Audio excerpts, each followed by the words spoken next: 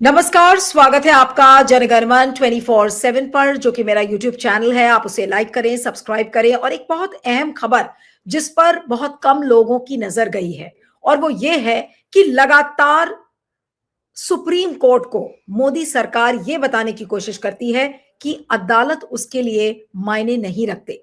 और ये मैं बात बहुत रिस्पॉन्सिबिलिटी के साथ मुख्य चुनाव आयुक्त के नियुक्ति के संदर्भ में बोल रही हूं, क्योंकि ऐसी खबरें आज आ गई हैं, कुछ अखबारों में भी छपी है कि जो राजीव कुमार का जो अब अगला सक्सेसर होगा, यानी कि अगले राजीव कुमार की घोषणा शायद 17 फरवरी को होगी, क्योंकि प्रधानमंत्री के पैनल ने उस मीटिंग को बुलाया है।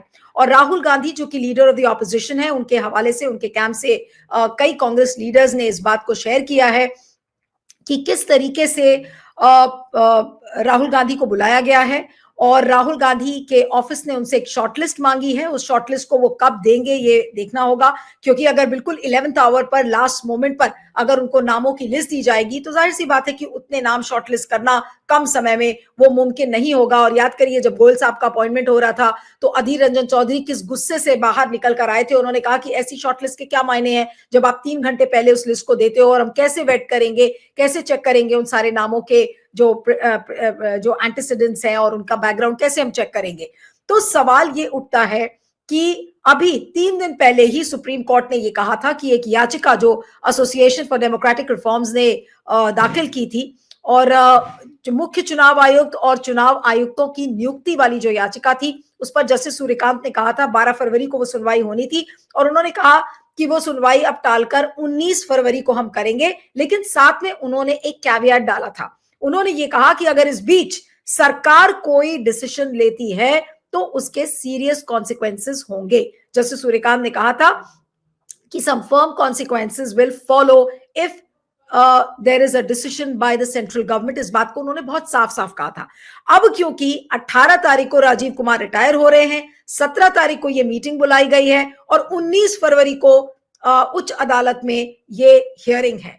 तो क्या आज प्रधानमंत्री नरेंद्र मोदी ने सुप्रीम कोर्ट का तिरस्कार नहीं किया? क्या सुप्रीम कोर्ट को यह नहीं बताया कि हम सुप्रीम कोर्ट को कुछ नहीं समझते, हम जो चाहेंगे, हमारे पास ब्रूट मेजोरिटी है, हम उसको करेंगे? तो क्या आज ये संदेश दिया गया है इस सिलेक्शन पैनल को बुलाकर, जिसकी बैठक प्रधानमंत्री के आवास पर सोमवार को है, यानी कि अगले 48 घंटे बाद अगले राजीव कुमार की घोषणा हो जाएगी। अब बहुत सारे नाम हैं। अगर आप बाकी दोनों चुनाव आयुक्तों की अगर हम बात करें, राजीव कुमार के अलावा तो ज्ञानेश कुमार का नाम है, एसएस सिंधु, लेकिन ज्ञानेश कुमार सीनियर है, उनका रिटायरमेंट 2029 में है, तो क्या उनके नाम को भी कंसिडर किया जाएगा? लेकिन इसके अलावा और कौन से नाम आ सकते हैं, उसको लेकर थोड़ा सा अभी गहमा गहमी है। और जाहिर सी बात है कि राहुल गांधी ने अभी संसद में भी कुछ दिन पहले ही कहा था, जिस दिन वो बजट पर रिप्लाई दे रहे थे, तो उन्होंने कहा कि अभी हमें कुछ दिन बाद एक ऐसे सिलेक्शन पैनल में जाना है जिसके कोई मायने नहीं है। वहां पर 2:1 वाली की बैठक होगी, और अगर सीजेआई होते तो उस पर कुछ डिस्कशन होता। और उन्होंने राजीव कुमार के सक्सेसर को लेकर ये बात उठाई भी थी। उन्होंने साथ में जो चुनाव आयोग किस तरीके से धांधली कर रहा है, वोटर लिस्ट में गड़बड़ी कर रहा है महाराष्ट्र में, उसको भी उन्होंने रेखांकित किया था। तो ऐसे में ये जो अहम बैठक सोमवार को प्रधानमंत्री मोदी के पैनल ने बुलाई है, ऐसे में क्या होगा? क्या राजीव कुमार के काले कारनामों पर पर्दा डालने वाले का नाम तय हो चुका है? आज इन्हीं सब पॉसिबिलिटीज पर हम बातचीत करेंगे। हमारे साथ मीडिया एनालिस्ट सिद्धार्थ शर्मा इस समय जुड़ रहे हैं। सिद्धार्थ, आपका बहुत बहुत स्वागत है। Thank you so much for joining. और बहुत सारी परतें हैं अब इस खबर में, और सबसे पहले शुरुआत ये करूंगी कि 19 फरवरी को सुप्रीम कोर्ट की हियरिंग है चुनाव आयुक्त और मुख्य चुनाव आयुक्त की नियुक्ति वाली याचिका को लेकर, जिसमें कि सीजेआई को उस पैनल से बाहर कर दिया गया था। उसको एडीआर, जो कि एसोसिएशन फॉर डेमोक्रेटिक रिफॉर्म्स है, उन्होंने चैलेंज किया सुप्रीम कोर्ट में, और उसी याचिका की सुनवाई 19 फरवरी को होनी थी। जस्टिस सूर्यकांत ने यह साफ कहा कि if the government in between takes some further action on it, then there will be firm consequences on this. इसके बावजूद अगर प्रधानमंत्री नरेंद्र मोदी के पैनल ने उस बैठक को सोमवार को बुलाया है, तो क्या ये साफ नहीं हो जाता कि सुप्रीम कोर्ट के जजेस को मोदी जी ने बिल्कुल बेबस कर दिया है, लाचार कर दिया है, और उच्च अदालत बड़ी लाचार और बेबस इस समय नजर आ रही है? जी, नीलू जी, एक चीज तो स्पष्ट है कि जो चीज ऑलरेडी सब जुडिस है, मतलब न्यायालय के विचाराधीन है, उसको 2 दिन पहले न्यायालय उस पर निर्णय दे, उससे पहले कोई भी अगर विधायिका उस पर निर्णय लेती है, तो इसका मतलब ही है कि भारत का वर्तमान शासन तंत्र जुडिशियरी को, सुप्रीम कोर्ट को धता दिखा रहा है, अंगूठा दिखा रहा है, ये तो बिल्कुल स्पष्ट हो जाता है। लेकिन ऐसा हो क्यों रहा है? क्योंकि एक सामान्य सा, बहुत साधारण सा सिद्धांत होता है कि मजबूत संगठन निर्माण करने के लिए आपको अपनत्व प्रधान होना पड़ता है, लेकिन मजबूत समाज निर्माण करने के लिए न्याय की आवश्यकता होती है। न्याय एक ऐसी चीज है कि होता भी है और होते हुए दिखना भी जरूरी होता है। जैसे क्रिकेट में एक न्यूट्रल अंपायर का होना जरूरी होता है। इंडिया क्रिकेट मैच खेल रहा है तो इंडिया का खुद का अंपायर नहीं हो सकता है। दुनिया के किसी जमाने में एक नंबर 1 अंपायर हुआ करते थे, वेंकट राघवन। उनको पूछा गया, बोले मेरा जीवन का सबसे बड़ा मलाल यह है कि मैं विश्व cup, world cup cricket final का अंपायर नहीं बन सका, क्योंकि उस मैच में मैं बनूं उससे पहले भारत फाइनल में पहुंच गया था। तो न्याय होना बस नहीं होता है, होते हुए दिखना भी चाहिए। और भारत का वर्तमान शासन तंत्र, हम सबको पता है कि वो अपनत्व प्रधान है, वो न्याय प्रधान नहीं है।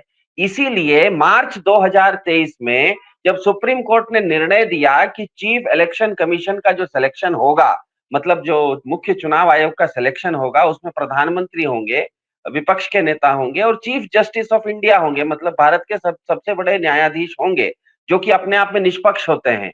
उस चीज को, उस निर्णय को इन्होंने बदल के, भारत की वर्तमान शासन तंत्र ने 2023 में नया कानून लाया, जिसमें कि चीफ जस्टिस जैसे निष्पक्ष सदस्य को हटा दिया गया और अपने ही किसी मंत्री को घुसा दिया गया। तो इसका मतलब ही है कि आप एक फिक्स्ड मैच खेलना चाह रहे हैं। मैं फिक्स्ड मैच आप अगर खेलेंगे तो मैच का मजा नहीं रहेगा। इसीलिए आपने देखा कि अभी हाल फिलहाल में जब महाराष्ट्र का चुनाव हुआ, हरियाणा का चुनाव हुआ, कांग्रेस के काफी सारे, उस पर कांग्रेस की आपत्तियां थी, जिस पर कि चुनाव आयोग बिल्कुल सुनवाई नहीं कर रहा था। अभी हाल फिलहाल में दिल्ली में चुनाव हुआ, 6 महीने के अंदर लोकसभा और विधानसभा चुनाव के बीच में दिल्ली में 4 लाख वोटर बढ़ गए। नई दिल्ली नाम की एक छोटी सी विधानसभा में 40,000 वोटर घट गए। ये अजीब है कि दिल्ली राज्य में 4 लाख वोटर बढ़ रहे हैं और एक विधानसभा में 40,000 वोटर घट रहे हैं। इस पर कहीं पर भी कोई जब सुनवाई नहीं होती है, तो हम ये नहीं कह रहे हैं कि यहाँ पर चुनाव आयुक्त निष्पक्ष नहीं है, वो एक तरफा हैं। लेकिन यहाँ पर अगर वो एक तरफा नहीं भी हैं, तो वो न्याय करते हुए दिख नहीं रहे हैं। इसीलिए ये बहुत जरूरी है भारत में, जिस तरह से क्रिकेट, हर आदमी, हम लोग सभी क्रिकेट देखते हैं, कोई भी क्रिकेट मैच देखिए, इंडिया जिस मैच में खेल रहा है उसमें इंडिया का अंपायर हो ही नहीं सकता है। तो ये बड़ा सिद्धार्थ, क्या ये चीज बहुत क्लियर नहीं हो गई कि जब 19 तारीख को ये हियरिंग शेड्यूल्ड है, तो 17 तारीख को इस बैठक को बुलाने का क्या मतलब था? सरकार एक किसी भी नॉर्मल कोर्स ऑफ थिंग्स में क्या ये बहुत नेचुरल सी बात नहीं थी कि जब ये पूरी जो सुनवाई है वो खत्म हो जाती, उसके बाद सरकार बुलाती? कोई भी जो लॉजिकल सरकार है वो उसी तरह से करती। लेकिन इस बैठक को अचानक से 17 फरवरी को बुला लेना, ठीक रिटायरमेंट के एक दिन पहले, राजीव कुमार 18 तारीख को रिटायर हो रहे हैं, तो क्या संदेश सरकार सुप्रीम कोर्ट को दे रही है? आज जस्टिस सूर्यकांत इस खबर को देखकर क्या सोच रहे होंगे? उन्होंने यही कहा था कि if the government takes or goes ahead with some action then there will be firm consequences. तो जाहिर सी बात है कि अब क्या कोर्ट उनको रेप्रिमांड करेगा मोदी सरकार को कि भाई आपने क्यों ये इस नाम की घोषणा की? फिर उसको चैलेंज भी किया जाएगा, जो नई नियुक्ति है उसको भी चैलेंज किया जाएगा। तो क्या संदेश क्या दिया है मोदी सरकार ने आज सुप्रीम कोर्ट को? मोदी सरकार अभी नहीं, पहले से ही संदेश देते आती है कि वो सर्वोच्च इकाई है। यहाँ पर न तो संसद सर्वोच्च है, न तो कार्यपालिका सर्वोच्च है, न तो न्यायपालिका सर्वोच्च है, न तो विधायिका सर्वोच्च है। मोदी सरकार का मानना है, मोदी जी प्रधानमंत्री के नाते कोई भी निर्णय लेते हैं तो वो सर्वोच्च होता है। तो वो जब सर्वोच्च की आपके अंदर भावना आ जाती है, तो होता यह है कि हमें पता है कि कार्यपालिका जिसे कहते हैं, अब जैसे मुख्य चुनाव आयुक्त जो पद है वो कार्यपालिका के अंतर्गत आता है, एग्जीक्यूटिव ब्रांच है वो। आ, दूसरी तरफ जो न्यायालय है वो न्यायपालिका है। तो न्यायपालिका और कार्यपालिका में अंतर यह होता है कि काम करने का जो राइट है वो कार्यपालिका के पास है। न्यायपालिका निर्णय तो दे सकती है लेकिन वो काम कुछ नहीं कर सकती। तो क्योंकि उसके पास किसी चीज को एनफोर्स करने के लिए ताकत नहीं होती है, इसीलिए इसका बेजा फायदा उठाते हुए मोदी सरकार उनके निर्णय से पहले ही अपना किसी आदमी को बिठा देंगे। उसके बाद उनको अगर कुछ करना भी हो तो ध्यान में रखिएगा, भारत में कर्नाटक करके एक राज्य है, कर्नाटक में एक बार एसआर बोम्मई की सरकार थी, उनकी सरकार को राष्ट्रपति शासन लाके निकाल दिया गया। एसआर बोम्मई सुप्रीम कोर्ट में गए और सुप्रीम कोर्ट में वो जीत गए। मतलब ये जीत गए कि राष्ट्रपति शासन गलत था। लेकिन एसआर बोम्मई की सरकार वापस उसको रीइंस्टेट नहीं किया गया, मतलब वापस आप एसआर बोम्मई की सरकार नहीं ला सकते, क्योंकि बीते हुए कल में आप नहीं जा सकते, आपको हमेशा आज या आने वाले कल में काम करना पड़ेगा। इसलिए मोदी सरकार कोशिश ये कर रही है कि जब तक इस विषय पर विचाराधीन विषय 19 तारीख को सुप्रीम कोर्ट इस पर सुनवाई करे, तब तक बीते हुए कल में हम कुछ ऐसा काम कर दें जिसको कि वो बदल नहीं सके। ये स्टेटस को एंटे में, क्योंकि कार्यपालिका को कोई भी जजमेंट जो होता है, कोई भी नियम बनता है तो नियम आज के बाद से बनता है। जैसे नोटबंदी जैसा भी नियम बना, तो नोटबंदी ये नहीं हुआ कि 2 महीना पहले से बन गया। नोटबंदी जिस क्षण लागू होती है उसके आगे से लागू होती है।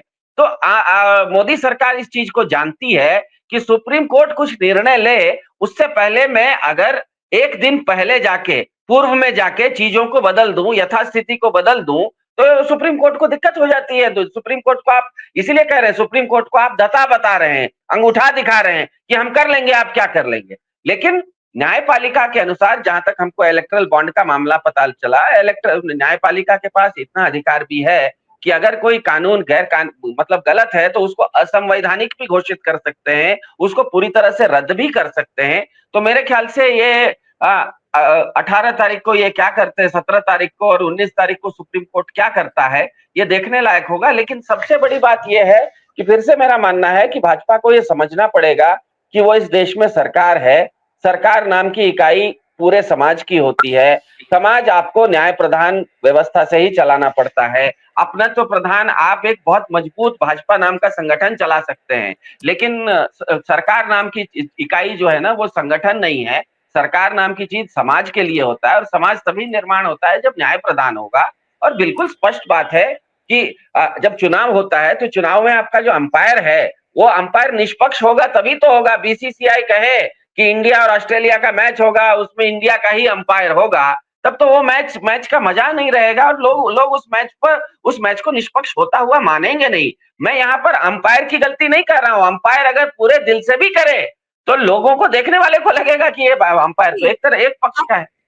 अब मजेदार तो वो सीन होगा देखना, जब वो विजुअल सामने आएंगे, जब मोदी जी और अमित शाह राहुल गांधी के सामने बैठेंगे और 2:1 वाला वो जो खेल होगा, उस विजुअल के बारे में क्या कहेंगे। उस दिन राहुल गांधी भी नहीं चूकेंगे किसी राजनीति से, क्योंकि ये उनके लिए मौका है। जो बात वो चुनाव आयोग के धांधलेबाजी और तमाम जो वोटर लिस्ट में जो गड़बड़ियां हुई हैं, उसको जो उन्होंने पॉइंट आउट किया था, लगातार इन चीजों पर बातचीत हुई थी, तो आज उनके लिए भी एक मौका होगा कि वो पूरे ऑपोजिशन को रिप्रेजेंट करते हुए इन बातों को उस दिन पैनल के सामने भी रखेंगे।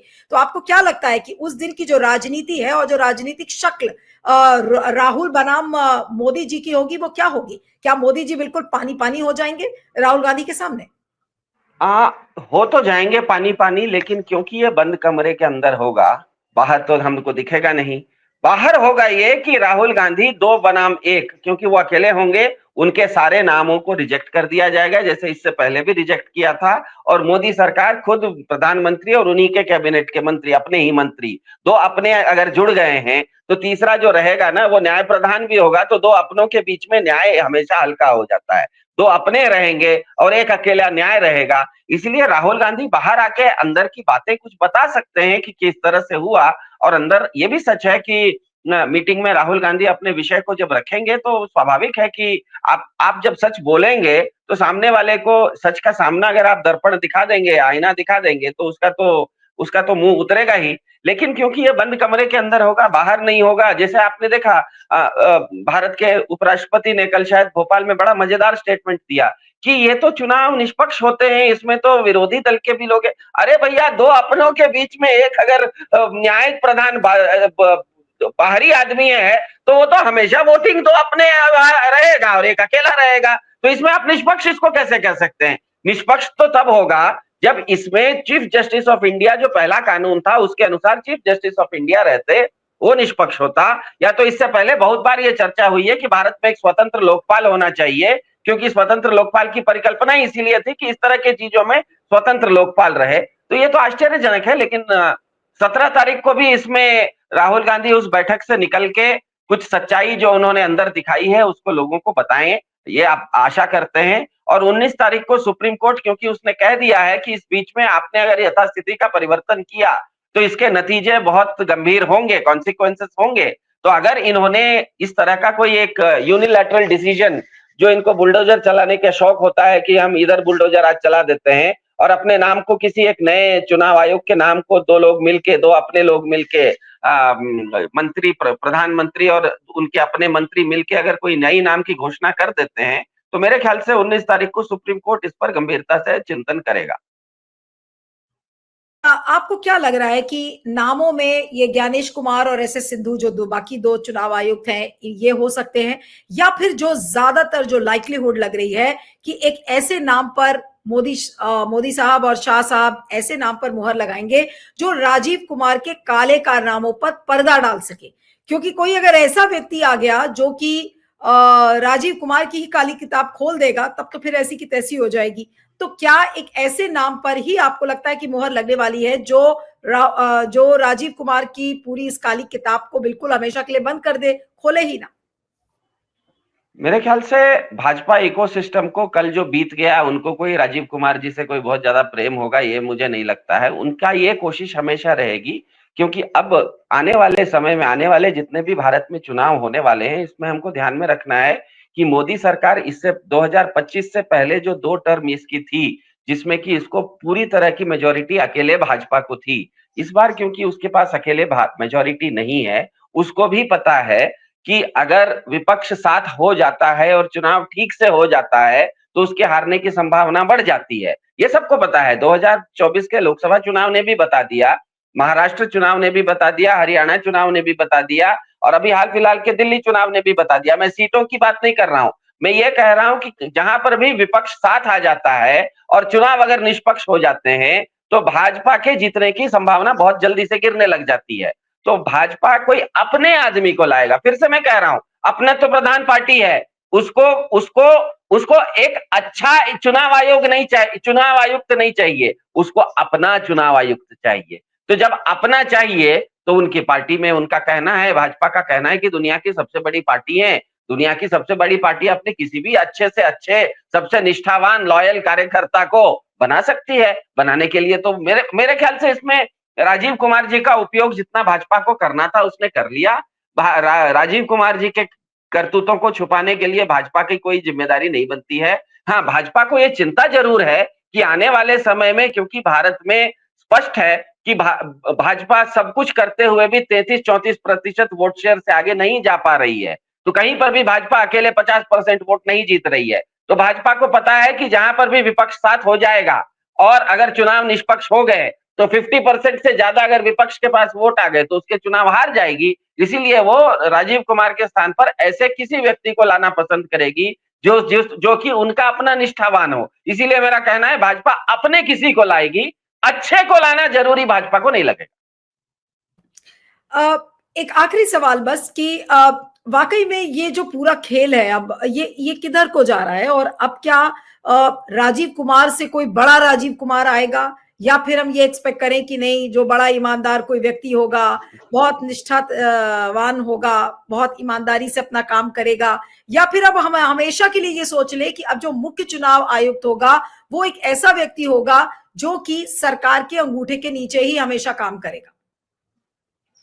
मेरे ख्याल से ऐसा नहीं होगा, और ये चीज भाजपा की सरकार नहीं करेगी। भाजपा की सरकार अपने को छोड़ के किसी अच्छे निष्पक्ष व्यक्ति को नहीं लाएगी। लेकिन क्योंकि ये मामला अब सुप्रीम कोर्ट में है और किसी भी नियम के अंतर्गत डेमोक्रेसी को अगर भारत के लोग देखिए, लोकतंत्र के साथ होता यह है कि आप उत्तर कोरिया भी जाइए ना, उत्तर कोरिया भी अपने आप को डेमोक्रेटिक रिपब्लिक ऑफ कोरिया बोलता है। मतलब लोकतंत्र ऐसी चीज नहीं है कि मैं खुद बोल लूं तो लोकतंत्र है। लोकतंत्र एक ऐसी चीज होती है जिसमें कि आपको दूसरे सर्टिफाई करते हैं कि आप लोकतंत्र हैं। नहीं तो नॉर्थ कोरिया तो खुद को भी लोकतंत्र बोल लेता है, पाकिस्तान खुद को भी लोकतंत्र बोल लेता है, रशिया अपने आप को लोकतंत्र बोल लेता है।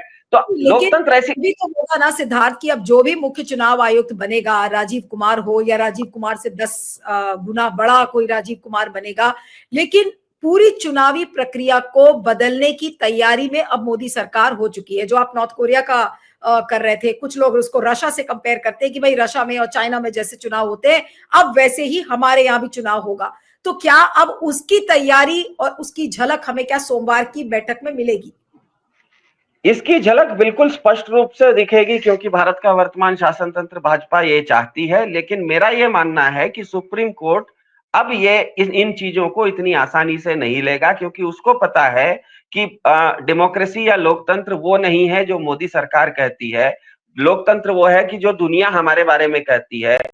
तो जो भारत की न्यायपालिका है वो प्रेशर में है, और उसको पता है कि मोदी सरकार के पास इतना क्या कहते हैं, सीट नहीं है कि अगर मैं कोई बहुत ठोस जजमेंट दे दूं, बहुत ठोस निर्णय कोई दे दूं, तो पिछले बार जैसे इन्होंने एक अच्छा निर्णय दिया था कि चुनाव आयोग का चुनने में प्रधानमंत्री हो, विपक्ष के एलओपी हो, विपक्ष के अध्यक्ष हो, और तीसरा चीफ जस्टिस हो। एक बहुत अच्छा कानून था, क्योंकि मोदी सरकार के पास 272 से ज्यादा सीट थी, इसीलिए अच्छे कानून, अच्छे नियम को भी उन्होंने गलत कानून बना के तोड़ दिया। लेकिन क्योंकि अब सुप्रीम कोर्ट जानता है कि मोदी सरकार के पास उस तरह की मेजोरिटी नहीं है, इसीलिए वो फिर से अगर कोई एक अच्छा जजमेंट देगा, जिस तरह से इलेक्ट्रल बॉन्ड का जजमेंट दिया, या फिर ईडी के केसेस में बताया कि ईडी के केसेस में आप किसी को हमेशा के लिए पकड़ के अंदर नहीं रख सकते हैं। तो इन सब चीजों से अब यह स्पष्ट हो रहा है कि सुप्रीम कोर्ट की न्यायपालिका को भी पता है कि उसकी भी इज्जत दांव पर है। उनको सिर्फ मोदी सरकार को नहीं, पूरी दुनिया को भी उनको मुंह दिखाना है। इसीलिए मेरे ख्याल से 19 तारीख को उन्होंने इसीलिए वो जो एक वाक्य बोला है कि इस बीच में आप अगर यथास्थिति का परिवर्तन करते हैं तो बहुत गंभीर परिणाम होंगे, इसका मतलब यही है कि वो अगर इस तरह का कुछ करना, शासन तंत्र करना चाहे, तो सुप्रीम कोर्ट इस पर आपत्ति भी उठाएगा और एक अच्छा जजमेंट भी देगा, ऐसा मुझे लगता है। आशा करते हैं कि भारत की न्यायपालिका अभी भी स्वतंत्र है और स्वतंत्र रहे, आने वाले समय में भी अपनी स्वतंत्र रहते हुए अपनी स्वतंत्रता दिखाएगी भी, ऐसा अपेक्षा करना चाहिए हमें। बिल्कुल, बिल्कुल। चलिए, आपका बहुत-बहुत शुक्रिया Siddharth. Thank you so much for joining. Thank you.